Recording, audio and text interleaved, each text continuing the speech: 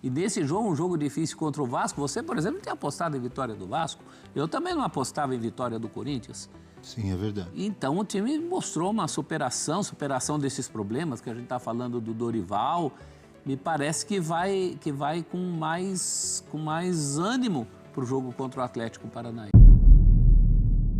Fala pessoal, sejam muito bem-vindos ao Corinthians Informa e agora vamos ver as últimas novidades sobre o Timão, as últimas notícias do Corinthians, que venceu o Vasco fora de casa, um excelente resultado e a imprensa ficou ali muito surpresa porque jogou muita bola o Timão, um jogaço, um 3-2 ali pra cima do Vasco, muitos elogios ao esquema tático usado pelo técnico Dorival Júnior, é isso que vamos acompanhar a partir de agora. E se houvesse um empate, acho que ele não refletiria o que foi o jogo. Para mim, o Corinthians venceu com um desempenho consistente, mereceu vencer a partida ontem muito por conta do seu treinador. E o Dorival, quando ele chega, sabendo da situação do Corinthians, porque ele chega já no meio de um furacão, institucional, do clube mesmo, assim, e ele já citou isso algumas vezes, de que os reforços que ele pediu, eles não chegaram naquele momento, tem o Vitinho agora nessa opção de ataque, mas ainda assim, e com as ausências que ele só conseguiu utilizar agora há pouco, os 4 jogadores principais da temporada passada, contando com Garro, com Yuri, com Memphis, com Carrídio.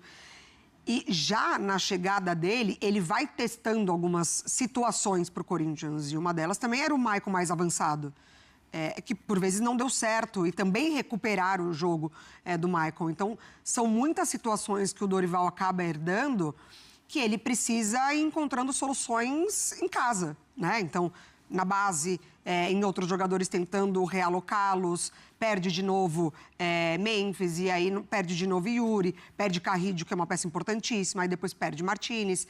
Então, além de um elenco curto no sentido de respostas, Romero não dá mais respostas, Thales Magno não dá mais respostas. Então, ele já não olha para o banco de reservas da mesma forma como ele olhava quando ele chegou. E ainda assim, ele precisa encontrar soluções. O Ryan dá respostas no Vasco? Dado, né? Tem sido Faz gol, jogador importante. Importantíssimo. Tem sido Mas ontem levou uma bronca do professor Fernando Diniz. Eu ali teria chorado. Dá uma olhada aí. De vez em quando o Diniz dá essas broncas terríveis que entram para a história. O treinador chamar a atenção do jogador é normal, mas nesse tom aí não tá acima?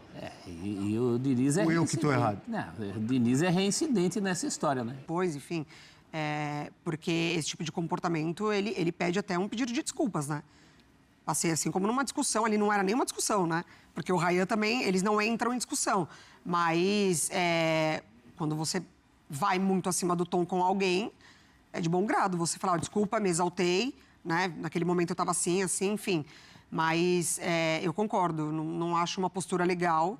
E que bom que a gente não vê isso sempre do Diniz. Espero que depois ali eles tenham tido uma conversa, um diálogo melhor. E que bom que o Ryan não se abateu, Continuou, fez gol no jogo, continuou sendo efetivo no jogo. Eu acho que pontualmente, numa jogada específica, que o rapaz não voltou para acompanhar, não se justifica isso.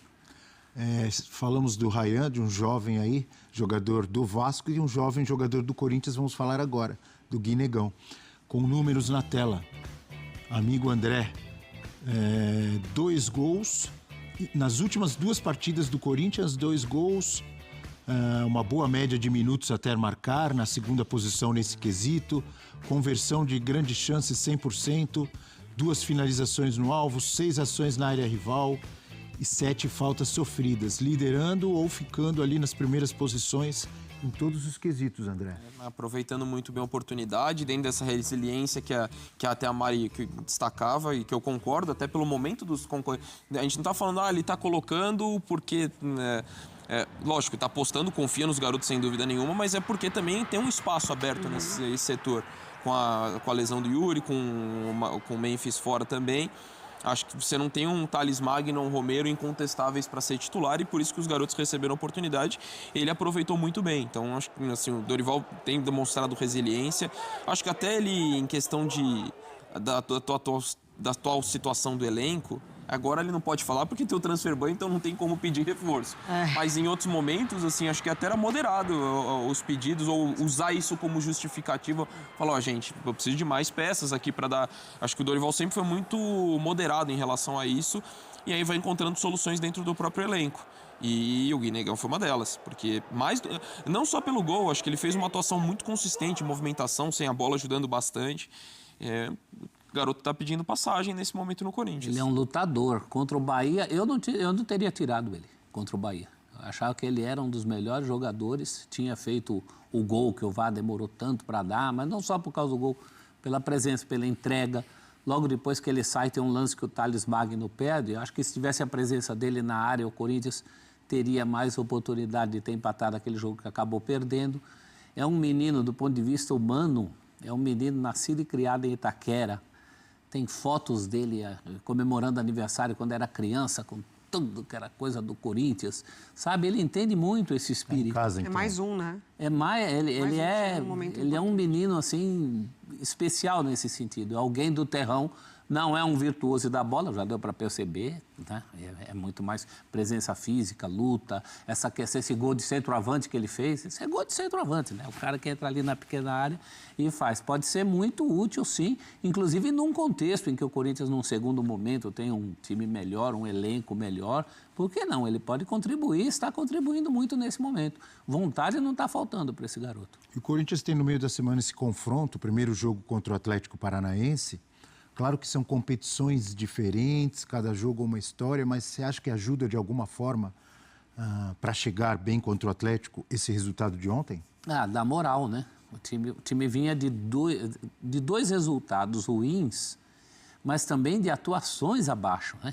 Tinha perdido aquele viço de quem desclassificou o maior rival na Copa do Brasil. Foram decepcionantes essas atuações. Contra o Juventude, muito ruim. O Corinthians esteve ausente daquele jogo. Contra o Bahia, ainda um pouco mais presente, um jogo maluco, mas não mostrou capacidade de reação. E nesse jogo, um jogo difícil contra o Vasco, você, por exemplo, tem apostado em vitória do Vasco. Eu também não apostava em vitória do Corinthians. Sim, é verdade. Então, o time mostrou uma superação desses problemas que a gente está falando do Dorival. Me parece que vai com mais ânimo para o jogo contra o Atlético Paranaense. Isso é importante. E entre os dois jogos contra o Atlético Paranaense, tem um jogo diante do Palmeiras de novo, pelo Brasileiro. Mais um derby. E dentro dessa questão do ânimo, se o Corinthians perdesse ontem para o Vasco, por exemplo, ele ficaria com 22, o Vasco também, o Vasco com um jogo a menos, o Santos com 21 jogo a menos, o Vitória com 19 e jogo a menos. O Corinthians estaria numa situação de pontos perdidos, de podendo entrar na zona de rebaixamento. Vitória, jogo a menos. Jogo a menos em relação ao de hoje. O de hoje, que ainda atua na rodada. Então, e tem, no caso, o Vitória tem 19 pontos, chegaria a 22. Sim. É que o Vitória tem a questão o número de vitórias inferior ao do Corinthians. Então, o Corinthians não entraria na zona de rebaixamento. Mas poderia estar numa situação de pontos perdidos, igualado ao Vitória, que estaria já abrindo a zona de rebaixamento. Então, assim, era um resultado de confronto direto nessa luta, com a questão anímica que tem um impacto. Então, assim, era determinante, tá, para o Corinthians, não só na situação do Campeonato Brasileiro, mas como chegaria para esse confronto com o Atlético Paranaense. Desde o início do ano, dava sinais de que não daria conta mesmo, né, de todas as competições. Sim. Tem o título paulista, mas uma semana depois, praticamente, já começa a abrir, né, a lista de vexames em competições sul-americanas. Então, para a Libertadores não funciona. Demitiu o técnico depois de ser campeão paulista. Sul-Americana não funciona, exatamente, nem se classifica. E aí a Copa do Brasil agora se apresenta de uma maneira acessível, porque o Atlético Paranaense, ele não faz uma boa Série B, ele tem muitas dificuldades no seu jogo, nas suas peças. O São Paulo perdeu uma grande oportunidade de se classificar, porque para mim no jogo de ida relaxou muito, até pecando ali nas finalizações, um excesso, né, de transformar a jogada numa coisa muito bonita. Então o Corinthians tem um caminho acessível na Copa do Brasil.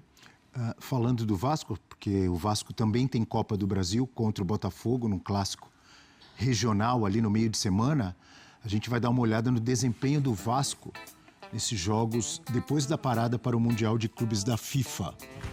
Tá aí na nossa tela, alerta ligado, então os números... Tá aí um pouco do que foi comentado, um pouco dessa análise. O Timão fez um grande jogo, né? Uma baita vitória, gente. Sem contar que o Corinthians tava sem o Memphis, sem o Yuri, sem o Carrillo, sem jogadores importantíssimos, né? Então, consequentemente, venceu o Vasco fora de casa com esse time que foi a campo. Poxa, assim é um resultado para se comemorar e muito. E a gente vai continuar trazendo para vocês no decorrer do dia, né? Tudo que a imprensa falou, muitos elogios ao Timão e esse esquema tático também montado pelo técnico Dorival Júnior. Daqui a pouco voltaremos, deixa o like e inscreva-se. Obrigado a todos. Valeu!